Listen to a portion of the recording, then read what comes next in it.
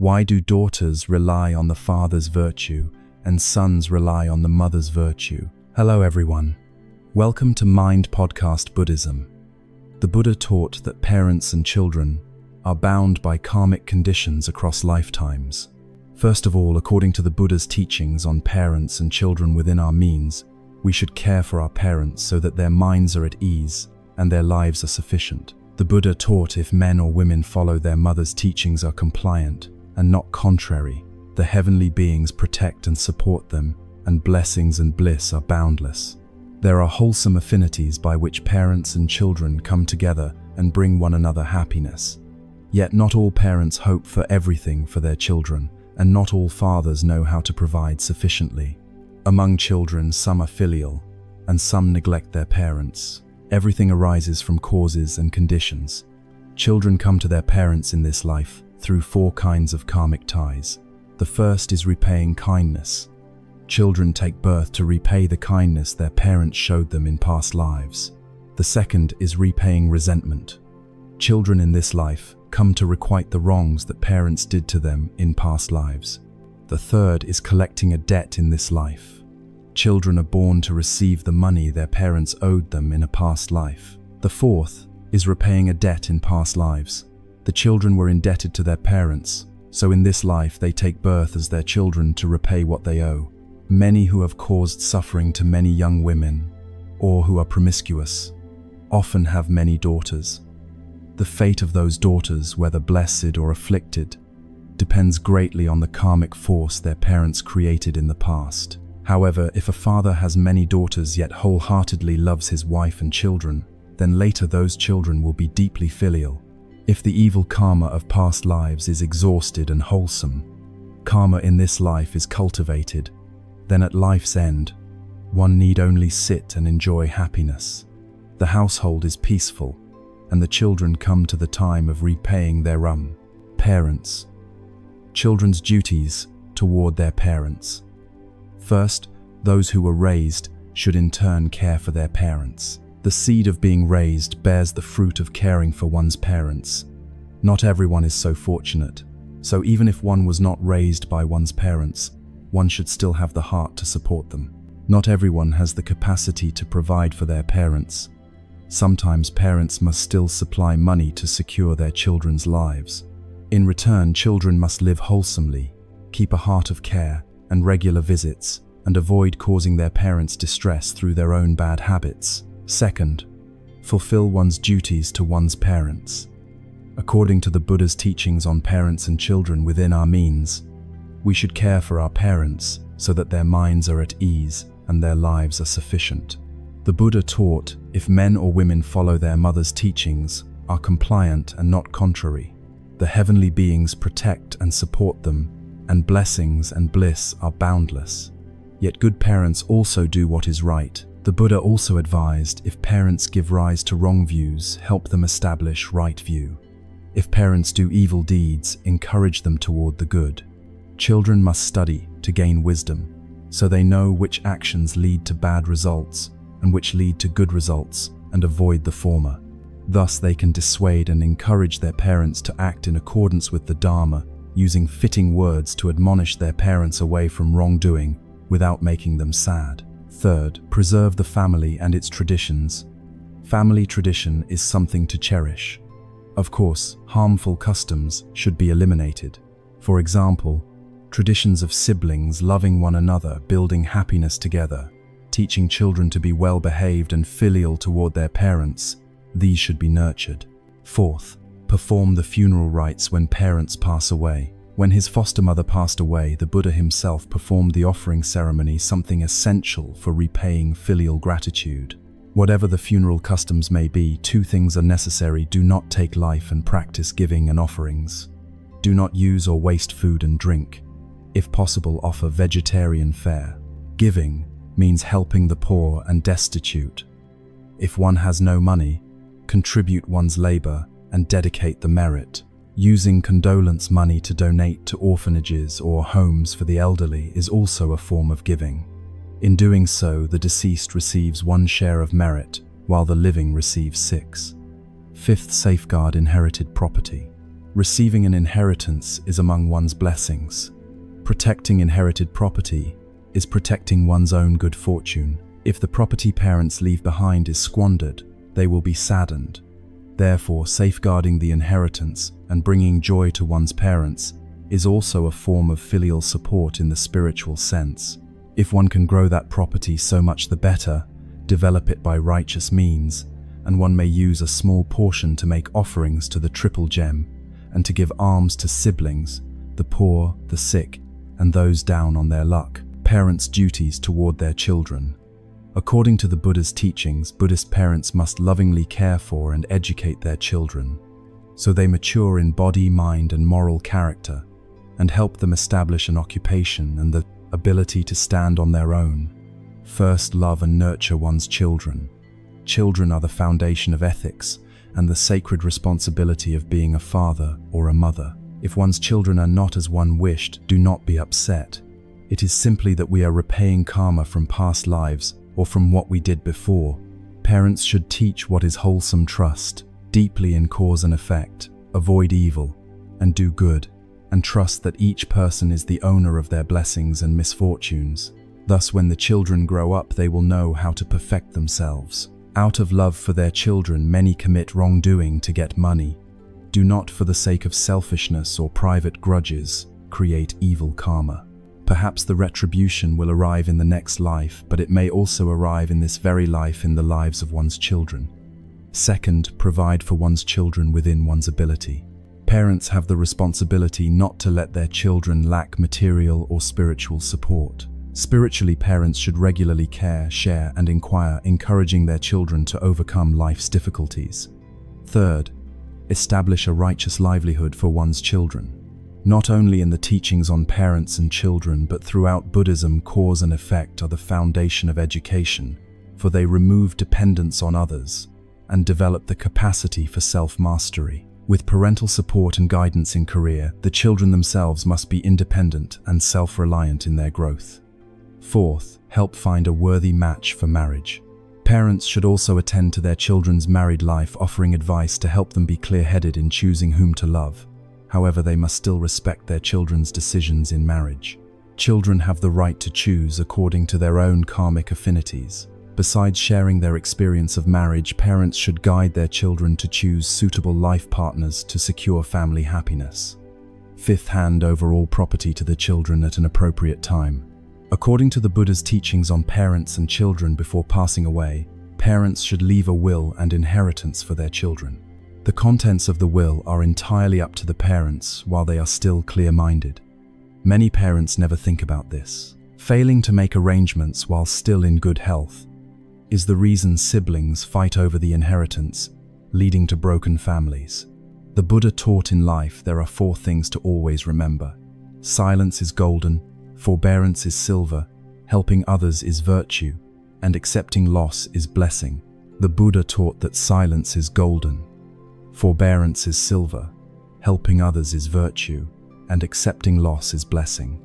In this life, whoever can do the following will have a fulfilled life. As a person, do not weigh gain and loss, victory and defeat too heavily.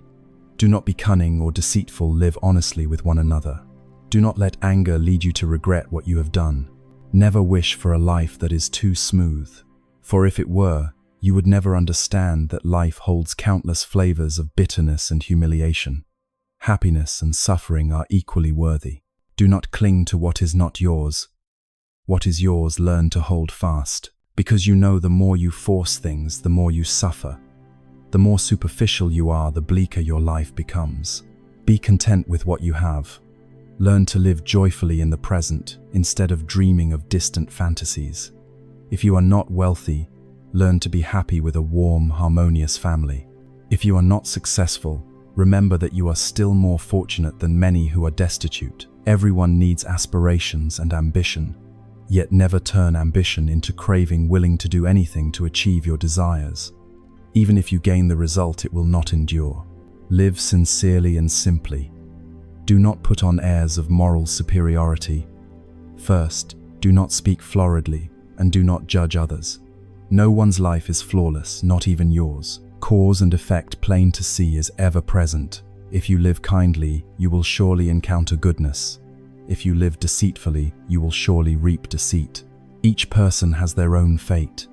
Instead of looking up to compare yourself with those above you and blaming fate for being unfair, why not look down to see how many suffer more than we do? The saying, "Virtue outweighs fate," is not wrong. Those who are steadfast and meritorious will remain peaceful and serene. The sly and crafty will meet with many rough patches in life. When you grasp the truth of forbearance, you will understand that accepting loss is how you preserve virtue. Enduring is how you cultivate the mind and mold a full, upright character. You will find life tranquil when you know how to take losses upon yourself. Second, silence is golden. Patience is silver. Trading barbs with others only invites trouble and bad karma in speech. A lack of patience makes you lose control in storms and leads to wrong decisions that affect greater matters. Before condemning or scolding anyone, try putting yourself in their place and consider how hurt and ashamed you would feel. No one can foresee the unexpected life's waves will toss you from one surprise to another. Rising high and falling low is natural. No one can predict the future, so do not be complacent. When love ends, let affection remain. Do not sever ties ruthlessly, for hate and love are both matters of fate. See through them, and hatred dissolves. A human life is encompassed by two words: birth, death. The time in between is when we repay debts of gratitude to those we meet. The destiny of a lifetime, whether adverse or auspicious, is arranged. Not seeking means having no craving. Without craving, there is no greed, no anger, no delusion, no concern for reciprocation. Because there is no craving, gain and loss no longer matter. Because there is no craving, having or not having no longer counts, and one passes the days at ease. People suffer because they crave what they do not have. Therefore, without craving, there is no suffering. People grow weary because they fight for what does not belong to them. Therefore, without contention, there is no wound. Third, in life, one should learn to be silent. Silence is a language, a delicate answer. If you understand its deeper meaning, you will gain 3 of life's most precious lessons.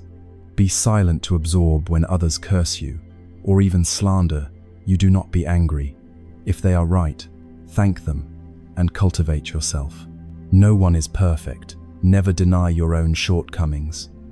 Do not be angry when hearing opposing views, no matter how caustic the words. Remember, answering poison with poison cannot end resentment and hatred. Sometimes the one who humiliates and berates you is precisely the greatest benefactor of your life. Be silent to forgive if others wrong you, even to the point of humiliating you, and taking everything. Be silent and forgive. Life is a sea of suffering. Some wounds inflicted by life take who knows how long to heal. Resentment can warp the present. Cursing will not earn you a sincere apology. The grudges you carry only add another stain to your heart. So instead of using words, act so that those who once scorned and harmed you must respect you and feel ashamed. Be silent to mature. No one lives without suffering. When sad confiding is sometimes needed to ease the heart, but speaking too much, especially to the wrong person, makes you seem weak and helpless. Your sorrow may even become gossip at someone else's table. No one understands your pain better than you do. Sometimes silence helps you calm yourself, spares others from being burdened by matters that concern them, sets the ego aside, and allows you to peacefully observe life. Accept your own shortcomings and forgive every vexation. That is the core value of silence. When you can do this, it means you have truly grown. In our lives, there are many things that tire us and many injustices that leave us aggrieved. Yet sometimes silence is golden, just as the Buddha taught silence is the best answer to slander. Fourth, in many situations, silence is worth more than 1,000 words. Silence is the best way to know you. Come to know who you are. When you are belittled, do not speak words of resentment. Remember, in this world, the ones who truly do not look down on you are those who care about you. One day, when you are no longer important in their eyes, the affinity is over. Simply say thank you, do not resent. When facing those who slight you, just let it go. The more you dwell on it, the more exhausted you will be. When others humiliate, you do not speak meaningless words. No one can be lucky forever. So when humiliated, many will brood and feel angry. But the best response is to ignore them. Your task is only to care for your own life. When jealous of others, do not spread rumors. Jealousy is a bad habit many fall into. It will surely affect a person's mental well-being. Therefore, if you want good things, remind yourself to be positive, kind, and to do good deeds. When praised for something you have done, do not become arrogant. This life needs words of praise, but do not let admiration and applause make you conceited. Those who often speak arrogantly will surely earn only others' disgust. Remember, to achieve success beyond your own efforts, there is a great deal of help from others. The road of life has countless paths, each with its share of thorns. Life has every kind of bittersweet taste. Without sorrow, there is no joy. Therefore, when strength falls short, follow the natural flow that too accords with the way of being human. There are people you cannot force, smile gently and let go. There are roads you cannot avoid, so why be afraid? When there is no sun, learn to enjoy the coolness of the wind and clouds. When there is no fragrance of flowers, learn to feel the warmth of the earth. Great ambition brings weariness. Knowing sufficiency brings contentment. Life is full of meetings, but sincerity is the safe harbor. With eyes softly smiling, you can see the beauty of heaven and earth. With a simple heart, you can see life in its plainness. Human life has countless shades, yet honesty and simplicity are what is best. Life is like a book. People have different temperaments, and books differ as well. Life is a sea of suffering, but perseverance turns suffering into joy. To the deceitful, transform them with sincerity. To the aggressive, ferry them across with compassion. Patience is cultivation. Suffering is a process whose result is elevation. Therefore, whatever the circumstances, adverse or favorable, we need patience. Patience is not only harmony in all things, but the foundation from which wisdom arises. Patience is not weakness, but the manifestation of sages. Accepting loss increases virtue, and enduring increases the heart. Silence is gold, patience is silver. Each person has their own bag of blessings. What you put into it is what you will receive. Each person also has a mirror. How you treat the mirror is how the mirror treats you. When looking at others, look to yourself as well. When reproaching others, first question your own heart. There are times when we rejoice at gain and grieve at loss. Yet loss and gain are not truly different. Thus, balance gain and loss without loss. How could there be gain? A human life rests on two words, birth and death. The whole process is a matter of repaying debts to one another. When gratitude and resentment are exhausted, each goes their own way. We meet because of a single word, affinity. Therefore, take gain and loss lightly. Such a person is truly wise. We meet because of a single word, affinity. Therefore, take gain and loss lightly. Such a person is truly wise. Once we have met live truthfully with one another, do not let the day come when, as you depart and look back, you regret each other. The Buddha taught in hardship, remember well that once understood, however bitter it is, it will pass. Suffering is your friend. Adversity is your teacher. Suffering is a true friend. It does not conceal or boast. It is neither gaudy nor affected. It directly awakens us to look back at our lives and see whether the values we pursue are truly as important as we think. Adversity is the same.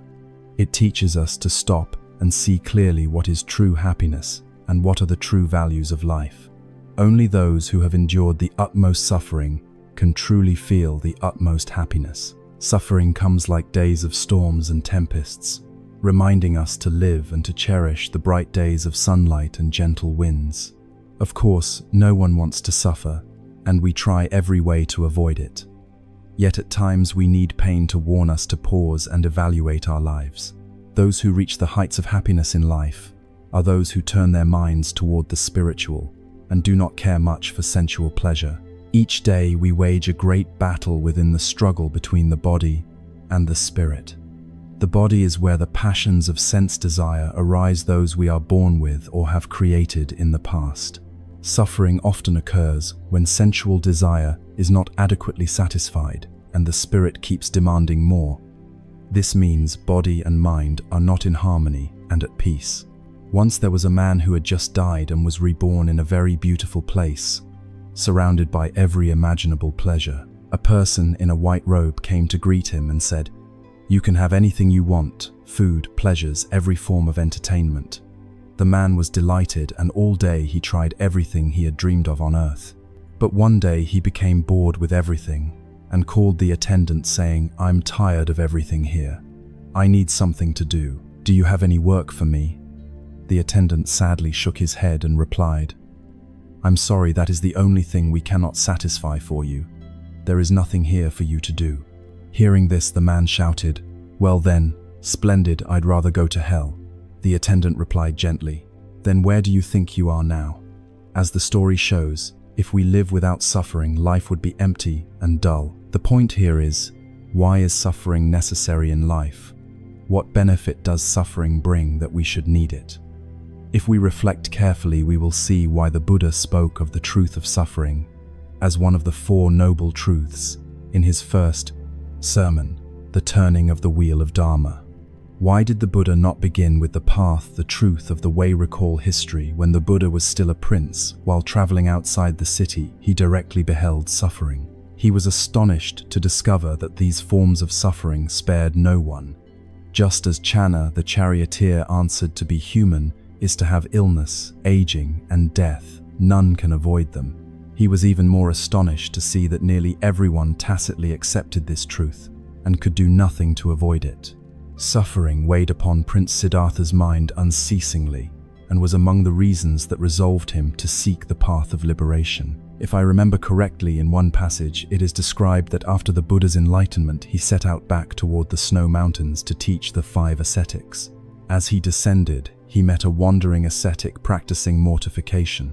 Seeing the Buddha's splendid marks, but his cleanliness and composure unlike a typical ascetic, the yogi asked, "Who are you?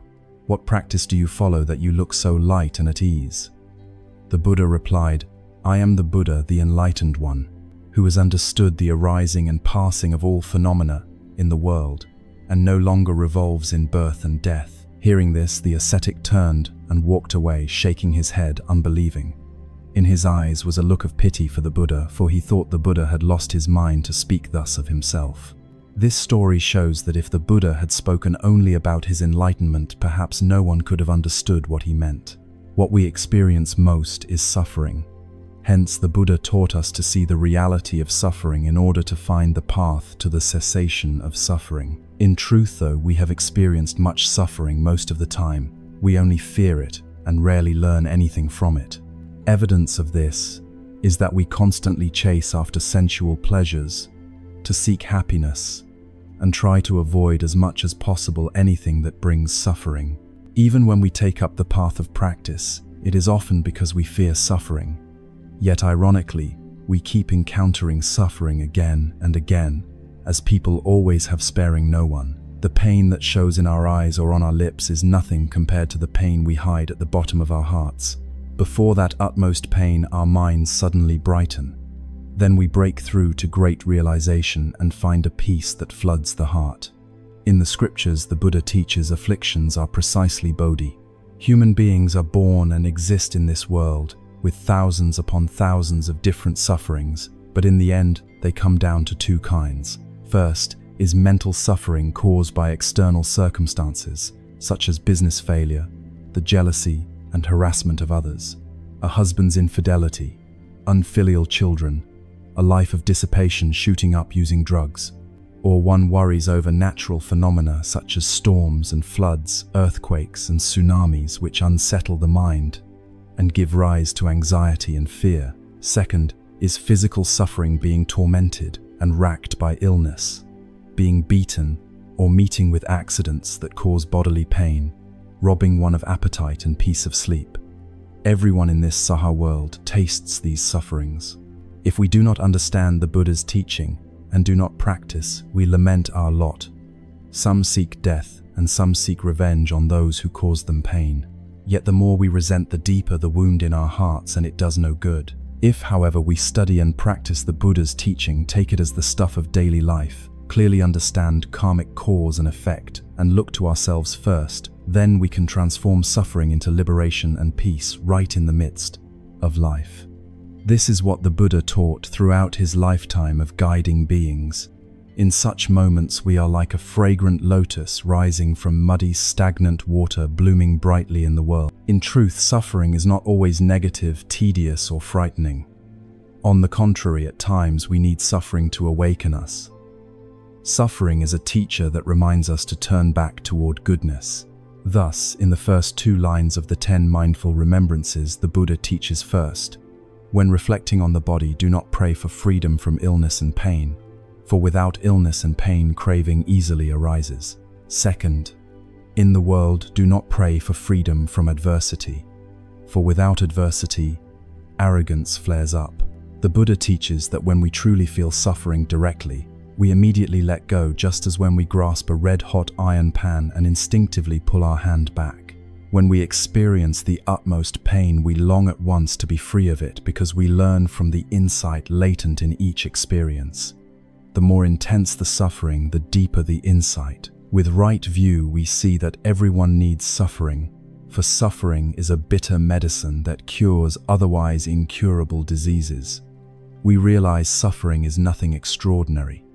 Everyone has known it, whether high or low. Each time we meet suffering, we perceive more of what is valuable, and if we pause to contemplate those experiences, we find wisdom within suffering itself. Thus, suffering is no longer an enemy, but rather a friend, strict yet utterly truthful, whom everyone needs in order to cultivate and transform. For this reason, we should be grateful to suffering. Thanks to suffering, our hearts open wider, we care and share more with the unfortunate, and we gain the chance to practice patience and forbearance. Suffering is a road everyone must travel. The difference lies only between the deluded and the awakened. In delusion, one sinks in birth and death. In awakening, one sees nirvana, liberation, and peace. Suffering, obstacles, and mistakes are truly useful in our lives because we can learn so much from them, and without them, there would be no success. When you face hardship and strive to find a way through, you discover your inner capacities and strength right then and there. Only by passing through suffering can you truly mature. Life is not always as rosy as we hope. It is a series of difficulties and tests to be overcome. Sometimes you succeed and many times you fail. Have you ever silently thanked those failures, however painful they were? Surely you have, because those very stumbles and failures helped you become who you are today. If you dare not fall, you cannot grow. The rainbow comes only after the rain. There is a story. On the day before his son was to graduate from university, a father led the young man to a wall and said, "Take a 10-meter run-up. Do you dare to jump over it?" The son glanced at the wall and replied, "A wall, that low is no problem." He did jump over it, but he had not expected a deep ditch on the other side. After landing, he fell into the ditch and only slowly climbed out. Angry, he said, "Dad, why did you lie to me?" The father gently replied, "Son, I did not lie to you.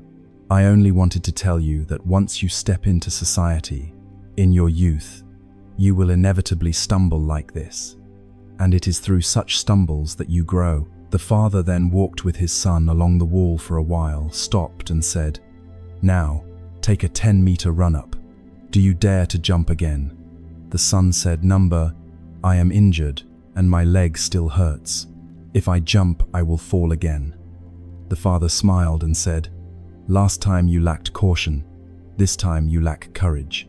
In life, to succeed, you cannot avoid stumbling, and only when you no longer regard a stumble as failure will success truly come to you. Indeed, stumbling is the law of life that almost everyone understands, but not everyone knows how to overcome it. Some never mature because they are always sheltered and protected by family, never facing hardship or tests. Hence, when they fail, they become fearful, retreat, and grow pessimistic. They do not realize that a will without resolve invites a shameful defeat. A weak will is bad enough, but abandoning oneself to fate, refusing to strive, is even more blameworthy. Each stumble is a lesson. Stumbling seems to be a familiar feature of everyone's life. From the moment you first toddled, you fell countless times, sometimes scraping your hands and feet before you could walk and run steadily. Then came school and work. Later you encounter even more stumbles in work, study, and personal relationships. At first, the feelings can be deeply painful, disappointing, and discouraging. It can feel as if the whole world has turned its back on you, and everything opposes you. When your expectations for a job or a person are not met, time becomes an effective medicine. After that difficult period, you must work through the emotions. You will feel more mature and stronger. If you meet the same stumble again, you will surely find a wiser way to handle it, so you do not fall a second time for the same reason. And so after each stumble, you distill a lesson to do better next time. These lessons are priceless, far more than book learning. They help you understand yourself, understand whether your choices were right or wrong, so that on the road ahead you can do better. Success is when you have gone through many stumbles. If someone asks me what success is, I will say, success is when you have gone through many stumbles. Reality has shown that no one succeeds without many failures and falls along the way. The more accomplished an entrepreneur is, the more failures they have endured than most people. Simply put, when you fail many times, you distill many experiences and lessons for yourself and correct your mistakes in the next attempts. Thus, your errors are gradually fixed and refined through many stumbles until you do it right and reach your goal. Therefore, keep making mistakes while life still allows it, and learn to recognize the lesson so you can correct yourself in the next stages of the journey. Do not be disheartened or collapse when you fail. Be grateful for it, even cherish it, because it is precisely your future success. Gratitude for stumbles helps you live more positively. Once you understand the value that failures and falls bring you, your attitude toward them changes. Instead of dwelling in suffering, we should take a positive view, find new solutions, and correct our errors and failures. The first principle in solving any problem is to face it with the most positive attitude possible. Only when your mood is steady and calm can you find the soundest solutions and methods. Training yourself to live positively and optimistically like this will greatly improve your quality of life and happiness. So we must be grateful for our stumbles and failures. They are what give you an optimistic life. A positive attitude arising from gratitude truly brings us great benefits. It helps us get through the worst moments of each failure. It also helps you learn many useful things, making you more mature and successful in the future. Today, let us look back at our stumbles and hardships and silently thank them for helping us become who we are.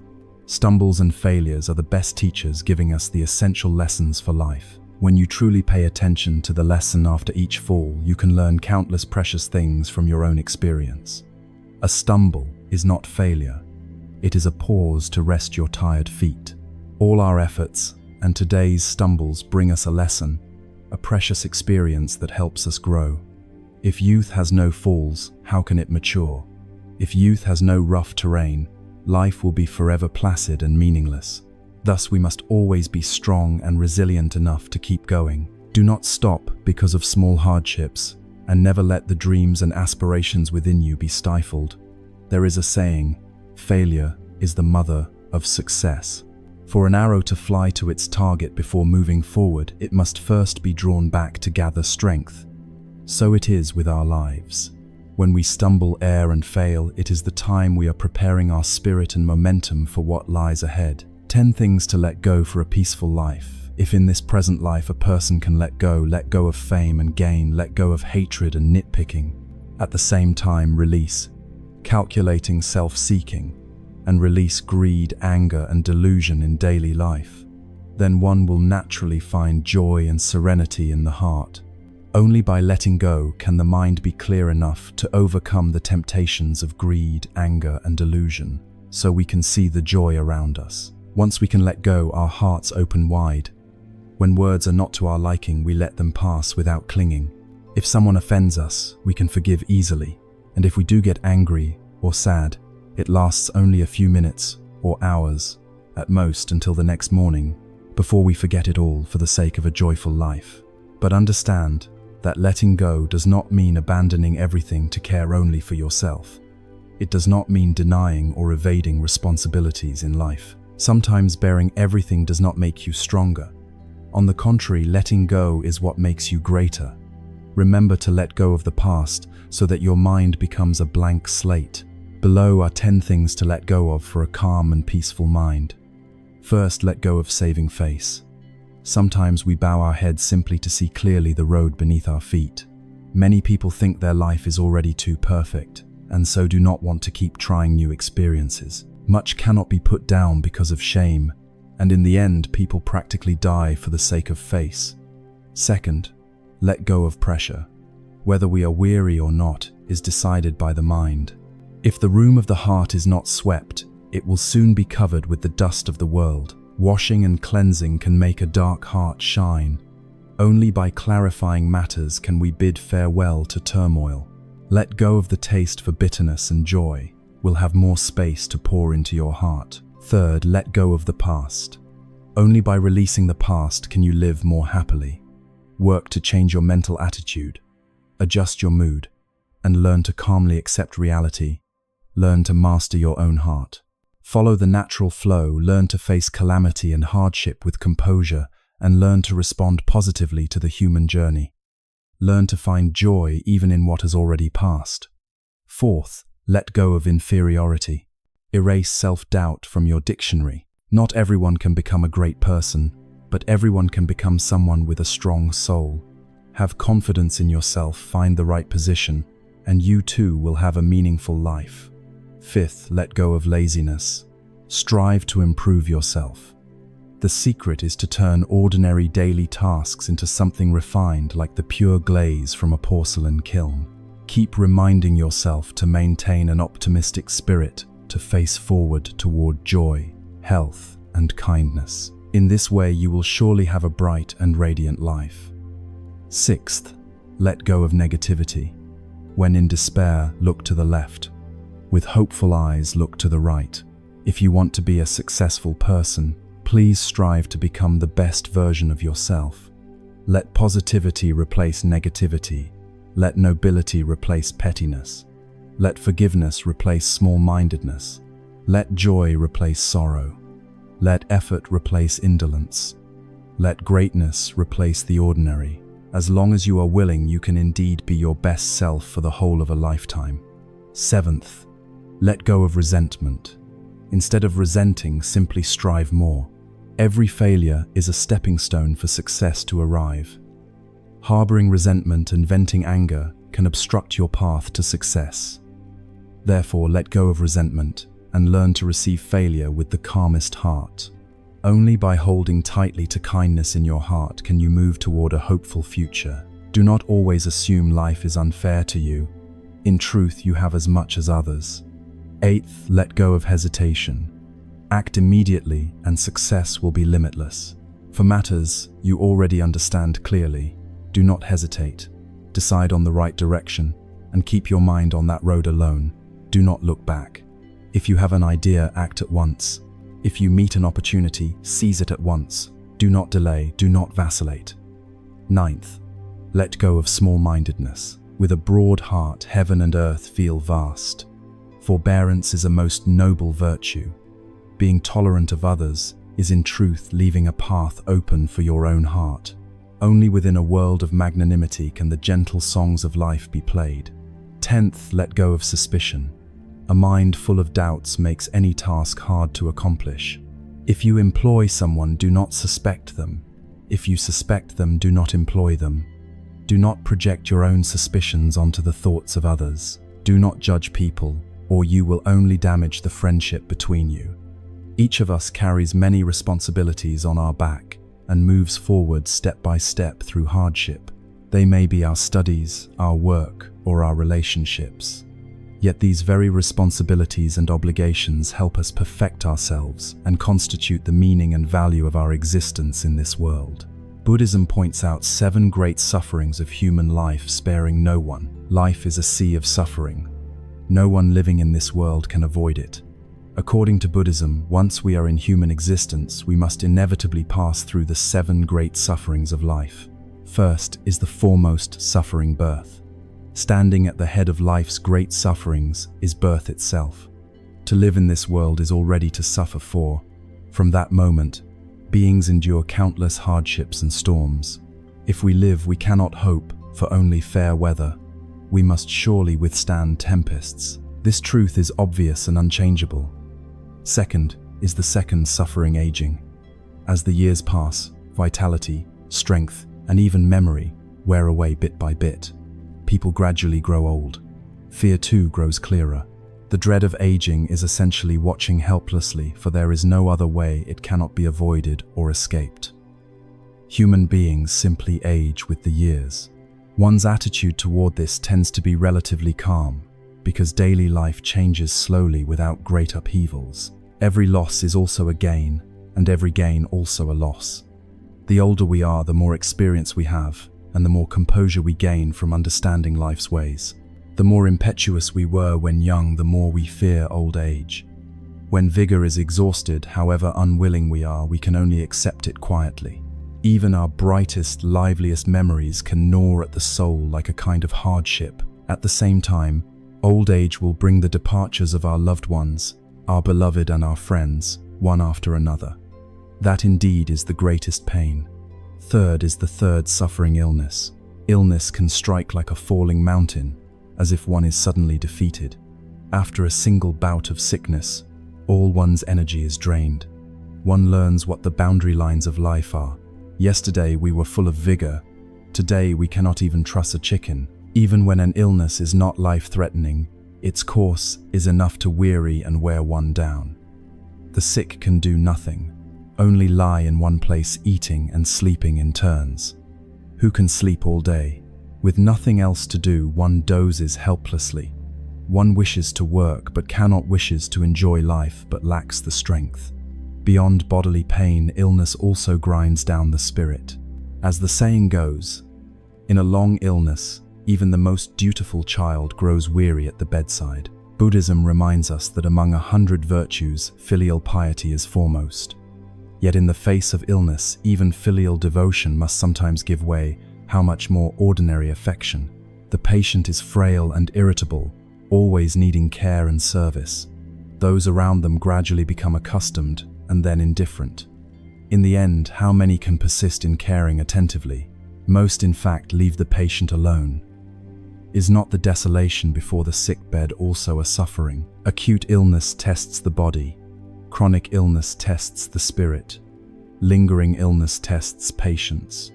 Great or small sickness is a form of torment, a suffering one must shoulder oneself. Worst is illness that comes without warning. Disease spares no one. Consider it one's lot, accept and face it. Fourth is the fourth suffering, death. Among life's great sufferings is death. In the human cycle there is birth and there is death. If there is birth, there will be departure. Death, however, comes at any time and never announces itself.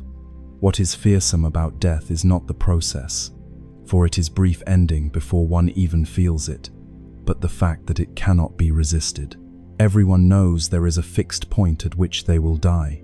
Most do not like it yet, cannot escape it, and thus an anxious dread naturally lodges in the heart. Death is extreme suffering, like knowing there is a tiger on the mountain yet having to enter it. For one who does not fear death, the quality of suffering fades. Some even enjoy life more at leisure and at ease. When heaven calls, each answers. Those who can grow old thus have turned hardship into joy. They ask only that death come gently and without pain, and that is enough. Fifth is the suffering of meeting the hated. To be stuck in one place with someone you loathe, to see them whether you look up or down, to be unable to ignore them, that is suffering indeed. The annoyance and vexation make inner peace impossible.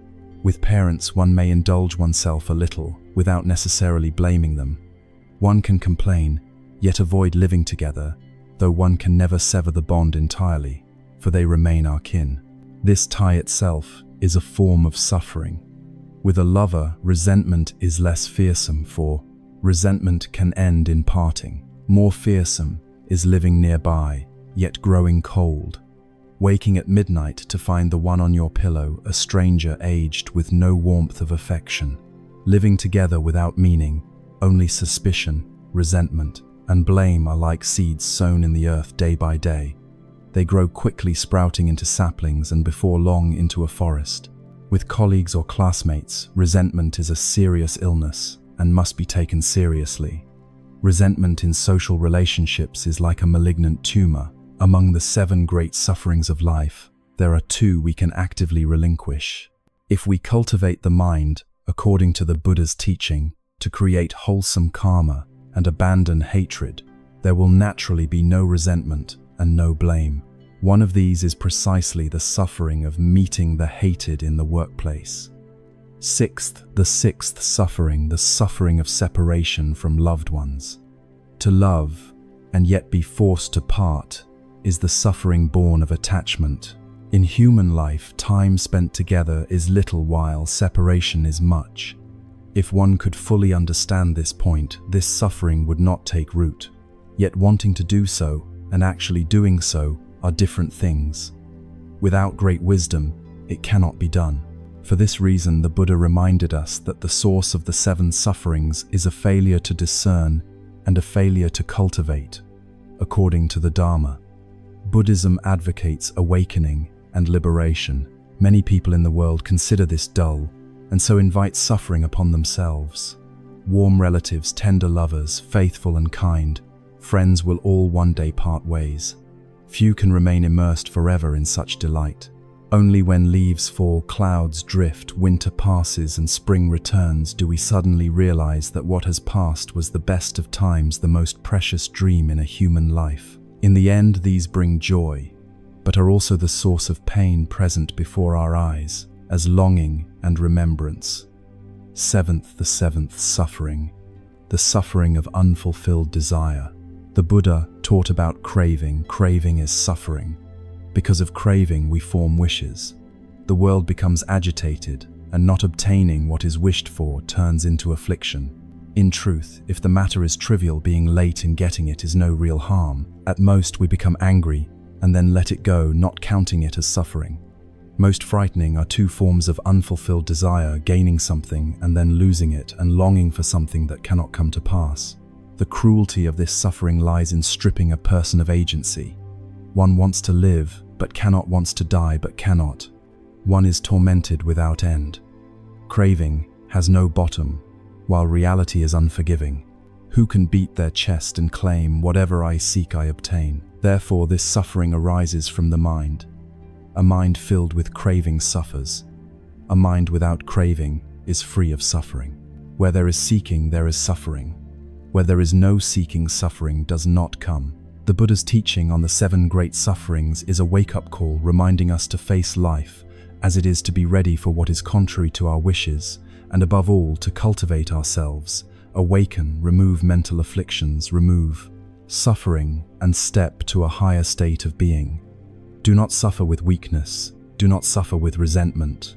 Every suffering we endure in life is a lesson and a precious experience that helps us understand the way of human existence more deeply. A lifetime without suffering is incomplete. Without suffering, there is no growth. Whether you stand firm and move forward or shrink back in fear, suffering will still arrive. Which will you choose? The Buddha taught a person should not be deceitful. Dear lay followers and friends, deceit is a principal cause of social ills. It is the seed that weakens morality, smothers trust, and hinders the good life for all. Those who lead, who hold power, and who bear responsibility for protecting justice must be persons of integrity, dedicated and free of corruption. Only such people can contribute to the nation's development, bringing about a just, democratic and civilized society and long-term sustainability for the community. The Buddha taught that true success is measured not only by material wealth, but also by the purity of compassion and the integrity of one's actions. Honesty and truthfulness are virtues everyone must cultivate. With deep trust in cause and effect, this cultivation ought to begin while we are still in school. so that when we step into the world, we regard it as essential for life in the modern age. Honest people are sincere and straightforward in how they treat others. They view events objectively, respect and protect truth and righteousness. The Buddha taught that honesty is not only a personal virtue, but also the foundation of a civilized and just society. In this way, we can build a strong community in which each person contributes and is respected according to their true worth.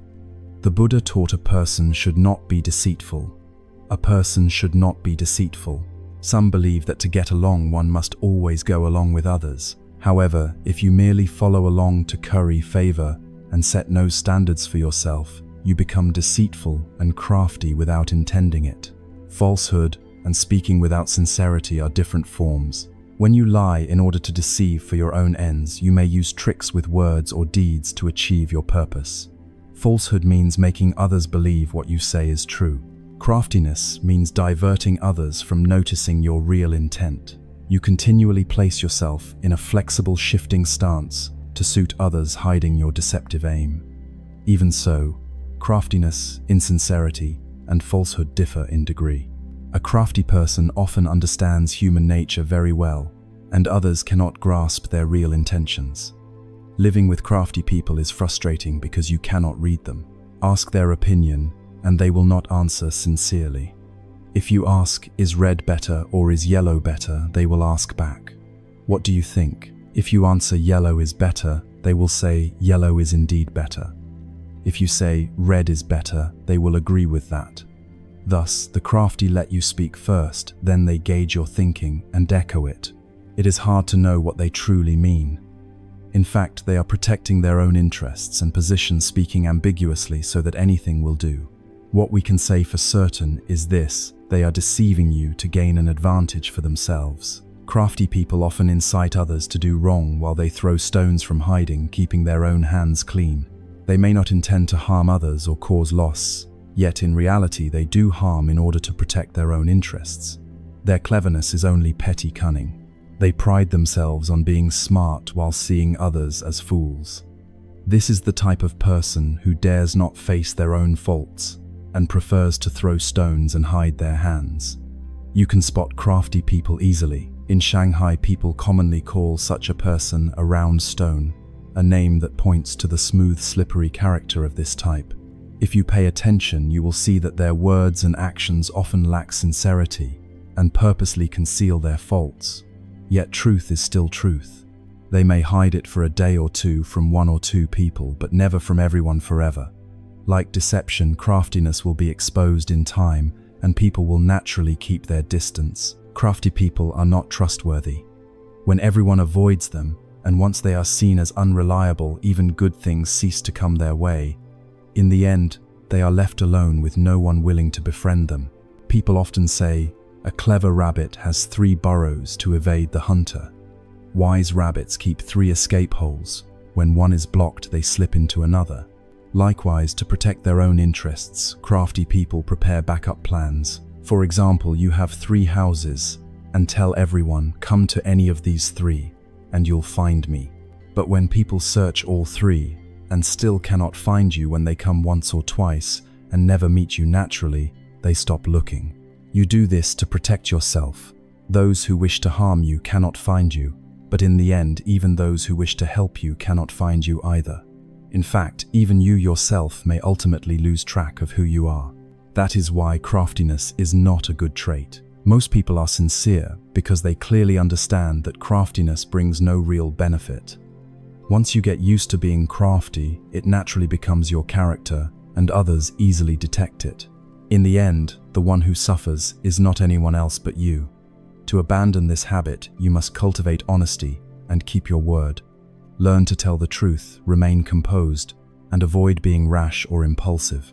Only then can you erase craftiness. Of course, once craftiness has become a habit, part of your temperament, it takes time and strong resolve to shed it and to distance yourself from two-faced people.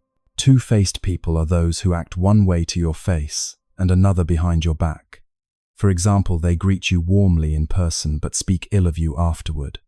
They deal with others through pretense. It is often hard to detect the false feelings of such people. We do not realize that their courtesy and propriety are only a facade. If someone is excessively polite, you should ask yourself whether they are two-faced. They will say anything so long as it benefits them. Anyone who deliberately embellishes their outward show surely has an agenda. In practice, any words or actions that go beyond ordinary courtesy are inherently insincere. Even genuine politeness, if you pay attention, can be distinguished from the false. No stranger has any real reason to heap praise upon us, unless they have another purpose. If someone you have known a long time is still the same, then it shows they are sincere. Otherwise, those two forms of falseness have become their very nature. I once met someone who addressed everyone with extreme politeness, so much so that even with small children he sounded overly ceremonious. Honorifics should be used at the right time in the right place with the right people. Otherwise, others feel the falseness and grow uncomfortable. If it is only a habit without malice or scheming, it is not exactly wrong, but we should still avoid it. As the Analects say, those who speak too smoothly and dress too gaudily are lacking in benevolence. In our interactions, we should strive to speak truthfully, to say what our hearts truly think, and not over-polish our words. Anyone who lives without sincerity feels uneasy, except those for whom it has become habit, who no longer sense their own falseness. But others still perceive it. Something genuine is missing in their speech. When you encounter insincere people, it is best to avoid them because close contact can easily lead to harm. At times, you can remind them gently and appropriately. You shouldn't be so ceremonious or act as if performing this has no effect on me. If they still will not listen, it is best to keep your distance. Are good people bound to suffer losses? People often say, good people are easily deceived. Good horses are easily ridden, meaning the kind-hearted are often taken advantage of. I too often trouble good people more than others. Among my disciples, both lay and monastic, I tend to ask those who can discern right from wrong to help me again and again. I can criticize them, even scold them in public, and they do not grow angry. Instead, they thank me for pointing out their mistakes. I have often scolded a lay couple as foolish. Afterward, they were not angry, but moved, saying, "Thank you, Master." However, I only scold harshly after I have understood clearly why they erred, so as to warn and remind them, forbidding a repeat offense. If I do not know the ins and outs, I dare not scold. When I see they are sincere and forthright, truly seeking correction, then I give a thorough scolding, because in such cases gentle words have no effect. To cure a serious illness requires strong medicine. Thus, at times, I adapt my approach to guide my students. For those who know how to correct themselves, who appreciate others pointing out their faults, stern reproach is necessary. After severe criticism, they change. They no longer lament their lot or torment themselves, but such people are rare. It is different with those who refuse to change, who dislike criticism and will not accept instruction. We should not blame them, for if you blame them, you may only create lifelong awkwardness. Sometimes reproach is needed, sometimes a request. According to each person's temperament, we should choose the fitting approach to point out their mistakes. With such people, we can humble ourselves and speak gently. At times, I even apologize to them. When I apologize, they may think, the teacher has admitted fault. We should care for him and heed him. As for those whom I cannot teach by scolding, by advising, or even by gentle words, the best course is another way. When I meet them, I simply say, Amitabha, are you well, or just hello, because with such people direct instruction will not work. If you tell them kindly, you shouldn't do that, they will immediately reply, what's wrong with it? Others have a problem. I don't. In such cases, I respond non-committally, yes, others are wrong, not you. Then we can find another way to try again. Good people are often criticized like this. Does that mean good people are bound to suffer losses? In truth, the ones who truly suffer losses are those who refuse to accept criticism. They have no chance to correct themselves and reap no genuine benefit. If a person cares only for momentary vanity, for a forced sense of self-importance rather than true self-respect, then to me, they are neither good nor bad. But for themselves, certainly they are the ones who lose. They have no chance to correct their mistakes. They go on like this even to the end of life, never knowing where they went wrong or how to set it right. Therefore, when you speak with others, even if they do not dare to argue back or are afraid, you should stay clear-headed and examine yourself. Might you be the one at fault, causing others to avoid you out of fear or reluctance to talk? When you are shunned and others do not wish to engage, it is hard to receive constructive opinions. If someone bothers you but has a valid point, be willing to let them do so. That shows you are truly a bodhisattva practitioner. As for others' criticism, whether you are at fault or not, you should thank those who remind you, for such reminders are the driving force that nourishes your character.